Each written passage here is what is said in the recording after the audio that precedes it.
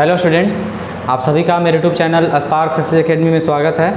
और आज हम लोग क्लास 10th का हिंदी पढ़ेंगे, हिंदी ग्रामर, जिसमें है ना आपका पिछले वीडियो में क्रिया तक बताया गया था। और आज हम लोग इसमें है ना क्रिया से रिलेटेड वाच्य, जिसको इंग्लिश में वॉइस कहते हैं, आज हम लोग वाच्य पढ़ेंगे।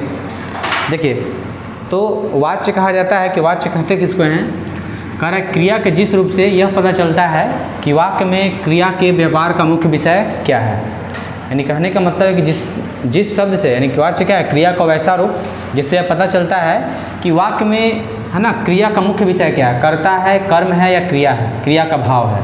यानी कि वाक्य में किसको प्रधान दिखाया जा रहा है, किसको मुख्य दिखाया जा रहा है। ठीक है, तो वाक्य में क्रिया के जिस रूप से है ना क्रिया के मुख्य विषय कर्ता का पता चले, कर्म का या क्रिया के भाव का पता चले, उसे क्या कहते हैं? वाच्य कहते हैं, है ना। नहीं, क्रिया के जिस रूप से यह पता चलता है कि क्रिया के मुख्य विषय कर्ता है, कर्म है या क्रिया का भाव है, उसे क्या कहते हैं? वाच्य कहते हैं।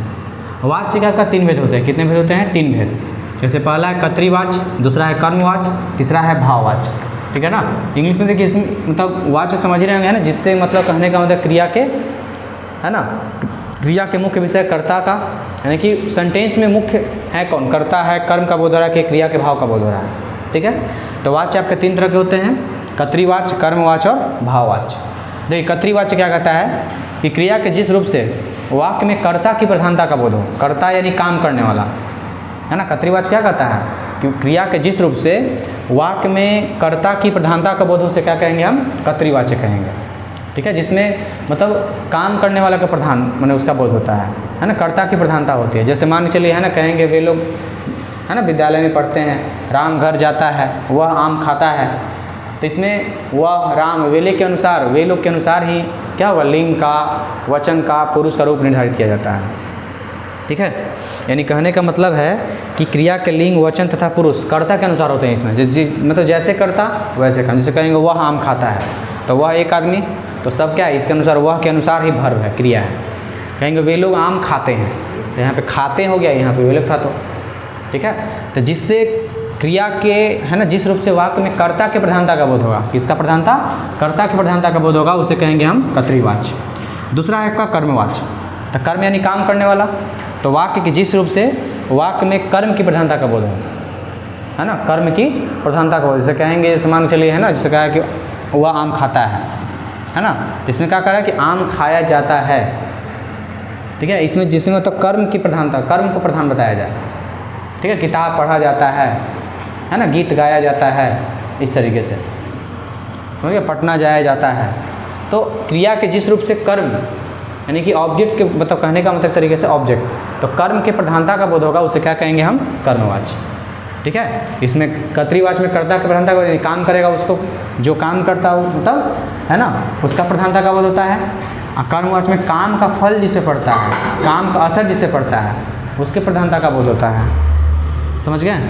और भाववाच्य का मतलब क्या है कि क्रिया के जिस रूप से हम वाक्य में क्रिया अथवा, है ना, भाव की प्रधानता का बोध करते हैं, यानी इसमें सिर्फ भाव का बोध होगा, ना कर्ता का, ना कर्म का, बल्कि किसका? भाव का। जैसे कहेंगे उससे लिखा भी नहीं जाता, है ना, उससे चला भी नहीं जाता, है ना, उससे पढ़ा भी नहीं जाता। इसमें पढ़ना, चलना, है ना, सबका भाव का बोध है ना, कि उससे पढ़ा नहीं जाता, उससे लिखा नहीं जाता या उससे चला नहीं जाता। समझ गए? तो वाच्य आपका क्या है? तीन प्रकार का। कर्तृवाच्य, जिसमें कर्ता के प्रधानता का बोध होगा। कर्ता के प्रधानता का मतलब जिसमें जो काम करता है उसको प्रधान दिखाया जाएगा। जैसे, है ना, वे लोग घर जाते हैं, तुम किताब पढ़ते हो, इस तरीके से, तो तुम, वे लोग, वह क्या हो जाएगा? इसमें कर्तृवाच्य हो जाएगा। दूसरा है कर्मवाच्य। तो कर्ता के जिस रूप से मतलब कर्म की प्रधानता, यानी जिसमें काम करने का असर जिससे पड़ता है, उसे कर्म कहते हैं। तो कहने का मतलब है कि जिसमें कर्म का प्रधानता दिखलाया जाएगा, उसे कहते हैं कर्मवाच्य। जैसे आम खाया जाता है ना, किताब पढ़ा जाता है, ठीक है, या गीत गाया जाता है, कह सकते हैं। तीसरा आपका है, तीसरा है भाववाच्य। इसमें न कर्ता का, न कर्म का, बल्कि क्रिया या भाव का प्रधानता होता है ना। जैसे कह उसे चला भी नहीं जाता, है ना तो इसमें इसका बोध हो रहा है और ना ही क्रिया का बोध हो रहा है, न कर्म का बोध हो रहा है, न कर्ता का, न कर्म का, बल्कि किसका बोध हो रहा है? मतलब भाव का, कि उससे चला नहीं जाता है, या उससे लिखा भी, है ना, उससे लिखा भी नहीं जाता, उससे बोला भी नहीं जाता, इस तरीके से। समझ गया? तो यही है वाच्य आपका। इससे मतलब एक दो क्वेश्चन आएगा आपके एग्जाम में, है ना, कौन कौन सा वाच्य है।